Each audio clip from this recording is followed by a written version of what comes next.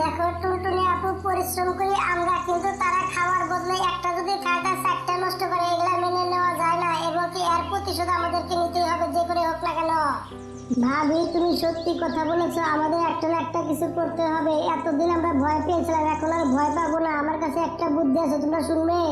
টুনটুনি পাখি এবং টিয়া পাখি তার বউ তিনজন তখন তারা বুদ্ধি করে এইভাবে দিনকাল কাটতে থাকে। টুনটুনি পাখি এবার গ্যান্ডারি চাষ করেছে, অন্যদিকে টিয়া পাখি লাল লাল মরিচ চাষ করেছে।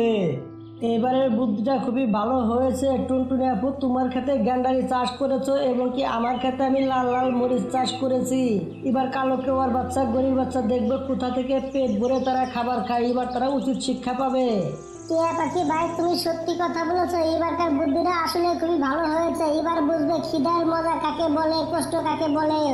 তারা সবাই মিলে ক্ষেতের ভিতরে কাজ কাম করছিল, অন্যদিকে এইভাবে দিনকাল কাটতে থাকে। গরমের দিন চলে আসে, কালো আর গরিতে অনেক খিদে পেয়ে গিয়েছিল। তখন গরি বলতে থাকে, তারা তখন টিয়া পাখির খেতে চলে আসে, এসে দেখতে পায় সেখানে কোনো আম গাছ কোনো কিছুই নেই, শুধু খালি মোটা মোটা লাল মরিচ পেকে আছে এবং অনেক মরিচ গাছ। কালো স্বামী, এখানে তো কোনো খাবারই নেই, শুধু খালি দেখছি লাল মরিচ। গরিব বউ এবার আমের বদলে সুন্দর সুন্দর কি সুন্দর মরিচ লাগিয়েছে, কত সুন্দর মরিচ ধরেছে। টিয়া পাখি তো মরিচ খেতে খুবই পছন্দ করে, এই কারণে তারা এবার মরিচ চাষ করেছে।